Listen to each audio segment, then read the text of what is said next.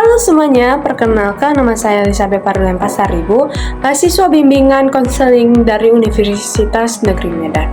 Dalam kesempatan ini, saya akan membawakan sebuah simulasi sesi konseling dengan pendekatan terapi perilaku, khususnya untuk membantu siswa yang mengalami ketakutan atau kecemasan saat berbicara di depan umum. Saya memilih pendekatan terapi perilaku karena terapi ini sangat praktis, terstruktur, dan berfokus pada tindakan nyata. Dalam konteks pendidikan, terutama di lingkungan sekolah, banyak siswa yang memiliki potensi besar namun merasa terhambat karena rasa takut tampil di depan kelas. Nah teman-teman, melalui terapi perilaku, siswa diajak untuk melatih keberanian mereka secara bertahap, membentuk kebiasaan positif, dan membangun rasa percaya diri lewat pengalaman langsung, bukan hanya lewat kata-kata. Jadi pendekatan ini sangat cocok loh untuk diterapkan oleh guru BK di sekolah, karena mudah disesuaikan dengan kondisi siswa. Dan bisa dilakukan dalam waktu terbatas, namun tetap berdampak besar terhadap perubahan perilaku. Harapan saya, simulasi ini bisa memberikan gambaran nyata bagaimana konselor dapat membantu siswa secara konkret dan empatik, serta mendorong semua pihak untuk percaya bahwa keberanian adalah sesuatu yang bisa dilatih, pelan tapi pasti. Kalau teman-teman pengen tahu bagaimana terapinya, sebelum kita memasuki masa terapi, saya akan menjelaskan alasan saya memilih terapi tersebut. Jadi teman-teman, alasan saya memilih terapi perilaku dalam kasus takut presentasi itu ada banyak alasan loh. Yang pertama, fokus pada perilaku yang teramati. Terapi perilaku menekankan perubahan perilaku nyata, bukan hanya membahas pikiran atau perasaan. Dalam konteks takut berbicara di depan umum, masalah yang terlihat sangat jelas. Siswa menghindari presentasi, gugup saat berbicara, atau membeku di depan kelas karena gejalanya tampak dan bisa diukur, maka terapi perilaku adalah pilihan yang paling cocok dan terukur efektivitasnya. Kedua, cocok untuk konteks sekolah dan remaja. Remaja umumnya respon lebih baik terhadap pendekatan yang praktis dan langsung, bukan pendekatan yang terlalu dalam atau reflektif seperti terapi psikodinamik. Terapi perilaku cocok karena waktu intervensi bisa lebih singkat, pendekatan sederhana dan mudah dipahami. Guru BK atau konselor sekolah bisa menerapkannya meskipun bukan psikologi klinis. Ketiga, ada terbukti efektif untuk mengatasi kecemasan sosial. Berbagai studi telah menunjukkan bahwa terapi perilaku, khususnya desensitisasi sistematis dan pelatihan exposure, sangat efektif untuk mengatasi fobia sosial dan kecemasan tampil atau performance anxiety. Keempat, ada membentuk kebiasaan baru melalui latihan bertahap. Salah satu kekuatan terapi perilaku adalah penggunaan prinsip penguatan atau reinforcement dan latihan berulang yang sesuai dengan prinsip pembelajaran.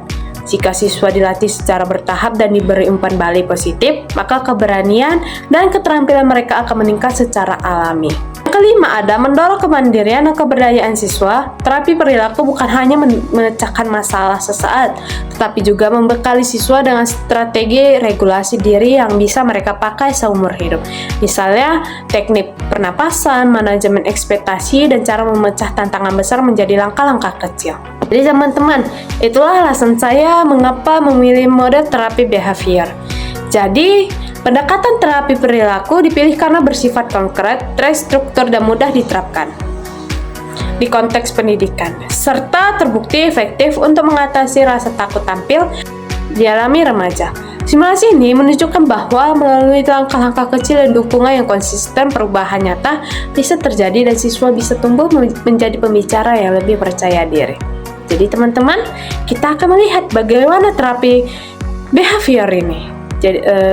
Jadi teman-teman harus menonton sampai akhir ya, supaya kita bisa berubah dan percaya diri untuk presentasi di depan kelas nanti. Selamat siang semuanya. Jadi di sini kita akan melihat simulasi singkat mengenai terapi perilaku, di mana kita bisa membantu siswa yang merasa kesulitan berbicara di depan kelas. Nah, mari kita mulai sesi ini bersama klien atau siswa kita yang sudah hadir pada hari ini.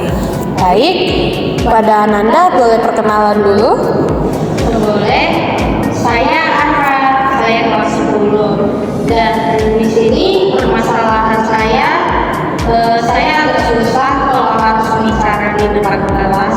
Kadang tangan saya bikin suara saya gemetaran, bahkan bikin blank.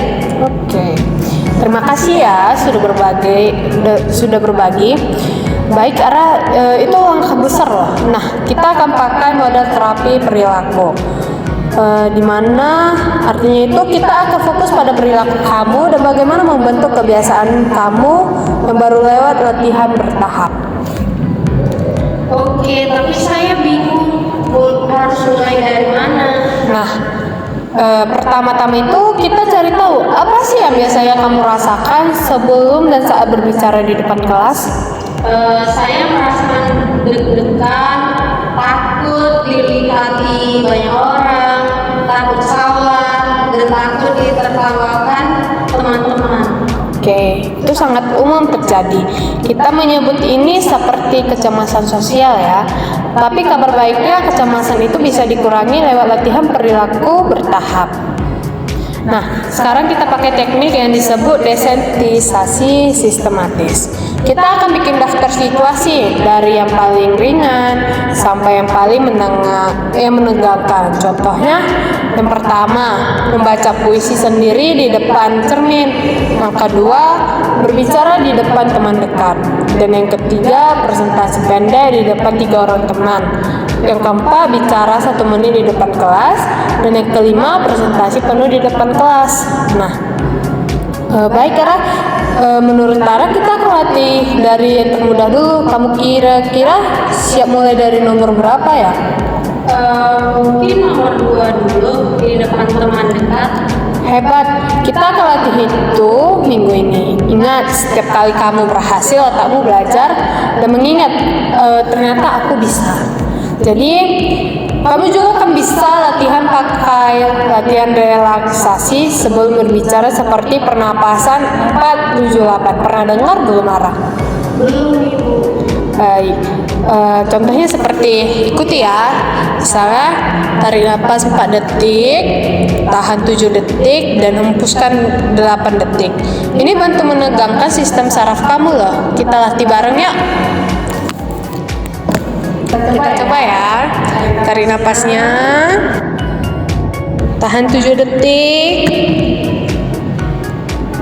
dan hembuskan 8 detik. Nah, jadi contoh itu bisa kamu lakukan berulang kali setelah seakan kamu merasakan hal yang menegangkan ya, Ara. Oke, selain itu setiap kemajuan kecil kita akan kasih reward. Bisa dalam bentuk pujian, catatan positif dari guru, atau sesuatu yang kamu suka. Ini bagian dari penguatan positif. Nah, jadi kayak main game ya, tepat sekali, kamu sedang melatih otot mental kamu. Nah, jadi setelah beberapa minggu latihan, kita akan lihat perkembangannya. Bisa jadi kamu masih grogi, atau kamu akan punya strategi dan kamu makin terbiasa. Jadi bukan harus langsung berani, tapi dibiasakan ya. Betul, terapinya bertahap, bukan ajaib, tapi dengan latihan keberanian akan tumbuh. Nah, dari sekian terapi kita, terima kasih ya Ara sudah mau latihan hari ini. Buat kalian di rumah, kalau kalian merasa takut berbicara di depan kelas, itu bukan kelemahan. Itu bisa dilatih dan kamu nggak sendirian.